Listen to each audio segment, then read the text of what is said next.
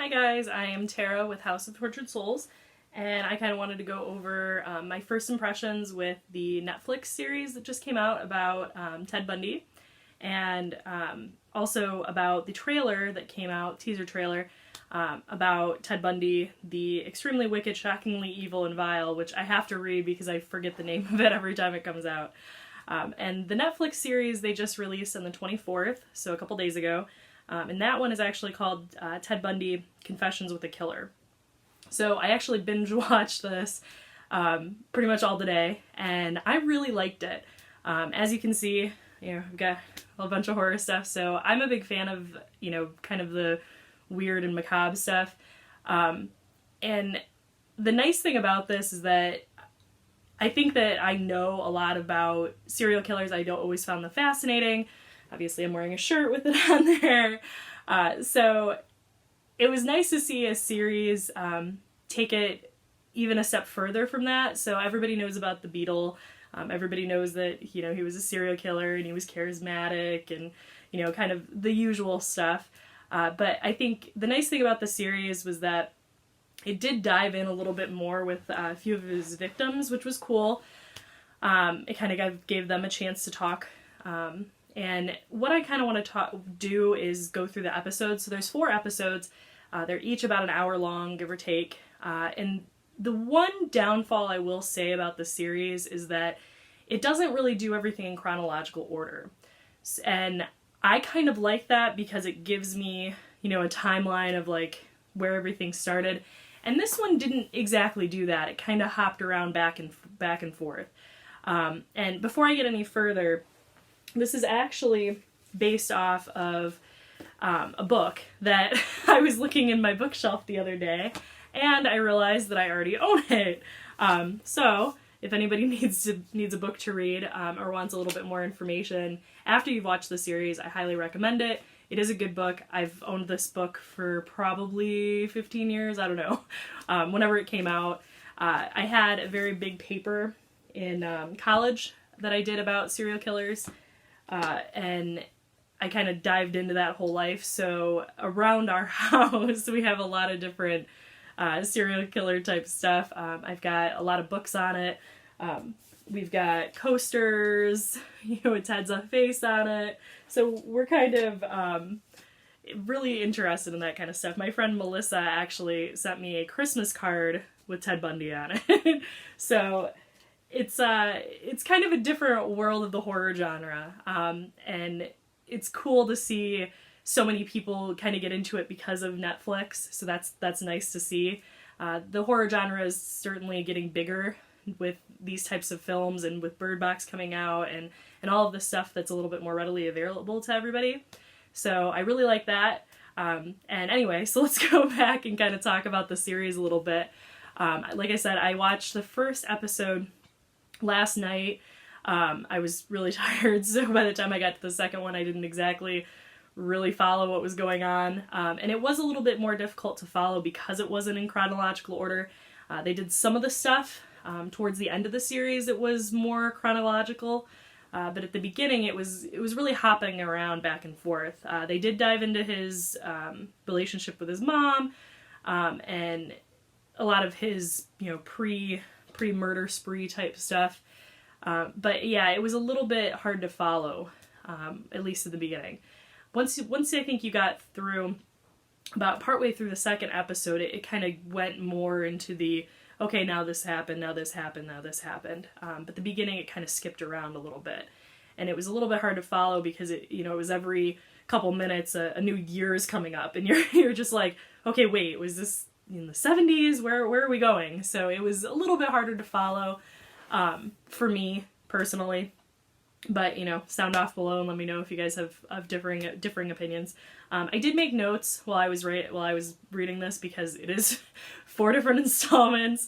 And the stuff that I kind of wanted to talk about was just interesting stuff that I found that I didn't exactly remember when I kind of went through all the serial killer phase of finding them all interesting and kind of getting obsessed with it. The first episode, like I said, most of it was about his early years. He was a young Republican and, he had bad LSAT scores. And he had a very different relationship with his mom. His mom tried to give him up for kind of adoption, and his grandfather said no. So it sounds like he had a little bit of a different childhood. So that was kind of the beginning, and that's what they talked about in episode 1. Episode 2 was pretty much about his time in Washington and the killings that happened within that. And the one that I found interesting that I remember it once they talked about it, but when they were going through his victims, I kind of forgot about it. And the one that I thought was interesting was Carol Duranch, and that's the victim that he kind of got away from him. And the victim actually got approached by Ted going into a bookstore as he was dressed up as a police officer. And I found that was kind of interesting, and like I remembered it, but I didn't. So it was nice, and they had an interview with her. So it was kind of cool to see her perspective from everything, because obviously, she didn't know that Ted Bundy was Ted Bundy as we know him.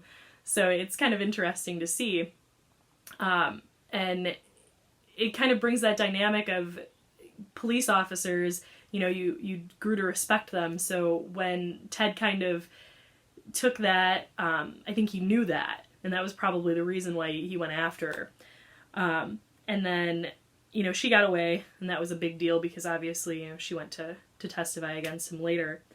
Kind of the problem was, it seems like there was this jurisdictional issue across state lines with the killings that were in Washington versus the killings that were in Aspen in Colorado.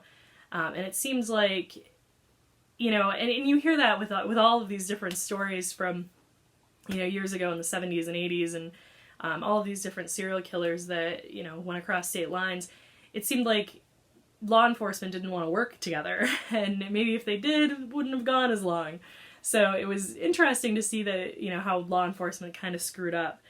And that was most of the second episode. They did touch at the end about him getting arrested in 1975, and it was just for, kind of a minor incident, like he basically just evaded the police officer that was trying to pull him over. And the one thing that I did think that was interesting that I don't think I ever remembered was when he did the lineup with Carol, his victim, after they had arrested him and kind of fill in the blanks and assumed that this was the guy that attacked her, he changed his appearance. And I thought that was interesting because that kind of shows his mindset of thinking ahead and thinking, 2 steps ahead of somebody. So him changing his hair and putting it to the other side and trying to look a different way, kind of showed that he was more intelligent, smarter than your average bear or what have you. So that was kind of neat. I don't remember hearing that, at least in the type of research that I remember doing. So that was kind of a neat little fact. Episode 3 was about his escape when he was in Aspen. He escaped out the window, which a lot of people know that he escaped, but I feel like a lot of people don't know that he escaped twice. So the guy was pretty intelligent for, being a serial killer. The first time he jumped out the window because, forget about it, like nobody cared that he was, sitting there looking at whatever it was, a law book or something. They didn't have him shackled, and he just opened the window and jumped out and took off, and he was gone for 7 days, found a cabin and hung out there. I believe that his conversation with the gentleman from the book was that it was raining and cold, and he kind of thought he was getting paranoia because he hadn't eaten and stuff like that. So he's just decided to basically walk back. So he basically gave himself back up because he couldn't hang.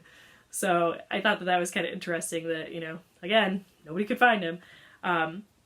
Once he kind of went through there, it was a couple months later, towards the end, New Year's Eve of 1977, that he actually escaped through his cell. There was like a ceiling tile or whatever it was above his cell, and he just stacked books up, and he lost enough weight, which I thought was interesting.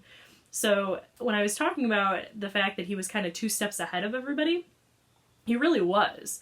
So all he was thinking about was, how do I get out of here? Because he didn't like captivity.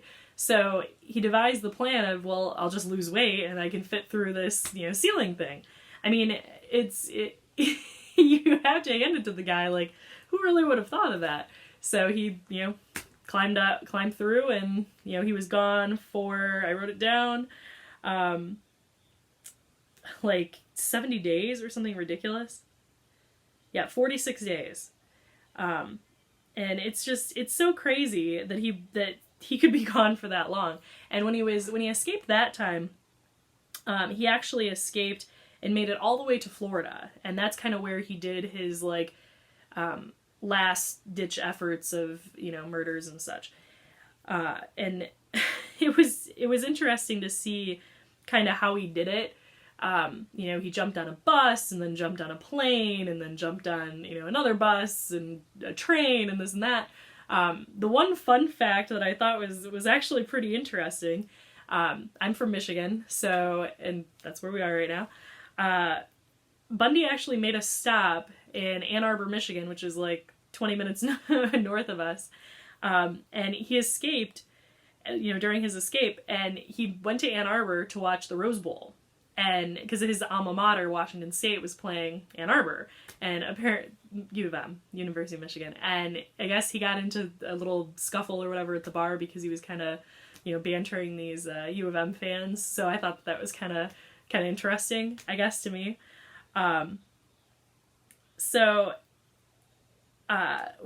of talking more about the 3rd episode is pretty much where everything kind of comes together, and you start building the picture of who Ted Bundy was, and it goes through all of his crimes in Florida, and then it goes through kind of how he got arrested afterwards. They did find him in Pensacola, and they found him, it was just a cop making a routine stop. He thought that the driver was driving a little slow, and he ran the license plate. It came up as stolen. It was actually a Beetle, a different Beetle. It was a red one, not the yellow one that he had used, obviously, in previous crimes in Seattle and Utah and Colorado. So that was kind of interesting that he kind of stuck with the same car. I guess he really liked it. I don't know. So that was kind of neat. And the one part that I really, really loved about the 3rd episode was towards the end. It was when he got indicted in Florida. The DA kind of almost gave him his 15 minutes of fame amongst the cameras, and I'm sure the DA wanted some of it too, which whatever. But Ted went up there, and he was doing all these theatrics, and it was obvious that he was trying to make the media fall in love with him, because he certainly didn't want to die by the death penalty. He didn't want to get caught. He didn't want to go to jail. He didn't think he needed to be in jail. So it was interesting to kind of see him get his 15 minutes of fame there, and they showed a bunch of clips from the news outlets that he was kind of doing there, and that was really neat, and I really liked that part of the series. That was really cool to see. And then episode 4 was all about the trial, which was neat.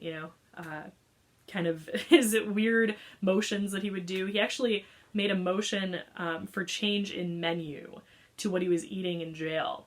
He said that he was sick of eating grilled cheese, and he couldn't, be beneficial to to his defense because he was, so upset about eating grilled cheese every day.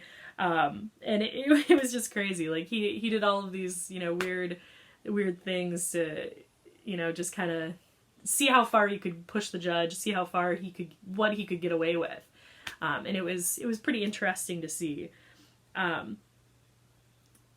It was different to kind of hear his life after kind of the verdict and all of that stuff. At his sentencing, he actually proposed to the girl who was there as a character witness for how great he was, and they got married. And she actually used to visit him in prison and would smuggle in drugs vaginally and then he would smuggle them back in his rectum and then use them. So that's how far this guy went. He's something else. They actually ended up, having a kid, which is very weird. They apparently had, conjugal visits. The guards, according to the wife, the guards didn't care, and they kind of did it all the time, and she ended up pregnant, and he had another kid. So that was pretty weird. I did not know about that, and that was certainly something different. He got electrocuted in 1989. Before then, he kind of did his last-ditch effort to try and get out of all of his crimes, and he kind of came clean, because before that, he was very I didn't do it, didn't want to confess to anything, had nothing to do with it, everybody's crazy. And then a couple days before the execution, he's like, no, I want to confess. So he went through and confessed to 30 homicides, give or take, and there still was a bunch of Jane Does that they may still have never recovered, in the mountains. So it's interesting to see how far, he really took this, and it's different. It's very different. So I really liked it. I'm fascinated by all of that stuff, kind of like the true crime stuff like that. So I like seeing that. It felt his escape routine felt like you were watching a movie, because you're like, how could he possibly escape? And not once, he escaped twice. And you're just like, this is crazy. And then he takes off and he does more murders, and it's like, this just feels like a movie. Like, this can't be real, but it was real. So I think that was neat to kind of show you what happened. Because everybody knows the basics, or pretty much everybody knows the basics. So yeah, it was nice to kind of see a more in-depth thing, and the interviews were neat, and I did like that, so that was pretty cool.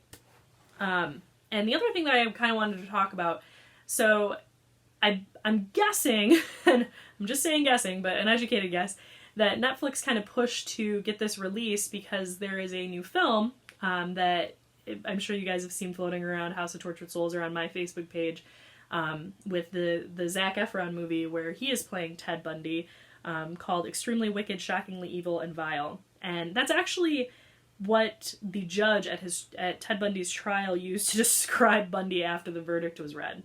And I thought that was interesting that they took that line and turned that into, the name of the movie, which I'm still never going to be able to remember. I'm going to shorten it to just Extremely Wicked and move on. But I think it's cool. And I remember when the first stills kind of came out of that. I remember initially when Zac Efron got cast, I was like, I don't know, are we sure? I like Zac Efron, but are we sure? Does he have that kind of depth? I don't know. I remembered him obviously from High School Musical and from, the little random Disney shows, and most recently that I remember seeing him in, that I watched, was Greatest Showman, which he was great, but, it's a sing-song type of thing, so I'm like, really? We're gonna get him to play a serial killer? Okay, whatever. So I wasn't totally on board, other than, I like him. Obviously, everybody likes to look at him, so that was kind of neat. But I was kind of like, well, let's see how this works. And then production stills came out, and you got to see the first glimpse of Zac Efron with, the makeup that made him, look a little bit older, and made him look more like Ted. And one of the production stills, actually, totally took my breath away. I was like, holy, he looks just like him. So props to the makeup community, with that, because man, he looked great. For that, it was uncanny in some of the shots, so that was pretty cool. And this film is supposed to be more from his girlfriend Elizabeth's perspective, more than his perspective. And I think the way that I kind of think about it is, I'm thinking about it as My Friend Dahmer, which is another very good film. If you haven't seen it, I highly recommend it if you're interested in true crime or Jeffrey Dahmer, or, just want to see something like that. It's actually a very, very good film. Came out a couple years ago, I want to say 2017. And it was a very good film, and it was kind of that same type of thing where it didn't focus directly on the murders. It kind of focused on Dahmer as a kid and kind of like what happened to him, and progressed that way. So that was kind of neat, and that's how this one is kind of set up, is that it's told from the girlfriend's perspective more so, apparently. Obviously nobody's seen it, but that's what everybody's kind of talked about, is that it kind of talks from Liz's perspective of kind of what she was going through, how Ted was, how their relationship was, and then how she kind of dealt with everything, because she was, you know, kind of helpful in, you know, getting him arrested. At some point, he called her and there was a discussion, and she kind of helped out the police. So it's going to be interesting to see kind of how that goes. The teaser for that came out the other day, I believe it was yesterday, and I was really excited for it. I'm still really excited for it, and man, like, the teaser looks so good. Zach looks great as Ted. He looks just like him. The mannerisms seem very similar, which is cool. The girl who plays Liz is great, so I'm really excited to see this. It's actually premiering at Sundance, I believe, this weekend. So we'll kind of get our first glimpse of how the critics took it, if it was positive or negative, or, you know, kind of in between. Hopefully it's positive. I'll be a little bit disappointed if it's not, because, you know, I've kind of waited for a good, you know, mainstream Bundy movie. There was a couple, you know, lesser films that came out, and I have it somewhere in this stack of DVDs. I probably should have looked for it. But they did a serial killer kind of box set of films, and the Bundy one was just okay. It wasn't great, it was just okay. So it's going to be interesting to see how this goes, and hopefully it goes really well.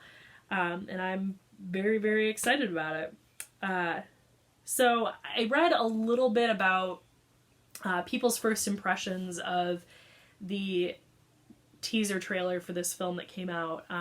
And I thought it was interesting because most of the comments on there were like, oh, you're making them, you know, more humanized and, you know, blah, blah, blah. And I'm like, they are, but I mean, they're still human. Like, they're not good people, but they still were human while they were alive. And, you know, I don't really see the harm in it. You know, some people like comedies, other people like movies about serial killers. So, you know, I think it's just a personal preference thing at that point. But yeah, so sound off below. Let me know, you know, what your guys' thoughts are on it. If you did watch the Netflix show, let me know how you guys liked it. Like I said, I liked it, but my opinion isn't always perfect. So sound off. Let us know, you know, if you guys had any comments or questions, or if you want to know what the difference is between this and the book, or anything else. If you've seen any other good documentaries or good series about, you know, Ted Bundy or serial killers in general, go ahead and, you know, link them below. Let us know. I'd be happy to review them if you guys have anything else. And yeah, so I think that's pretty much my first impressions of this. So yeah, as always, make sure you like and subscribe us, House of Tortured Souls. We have a Facebook group, and yeah, so thanks guys. See you later.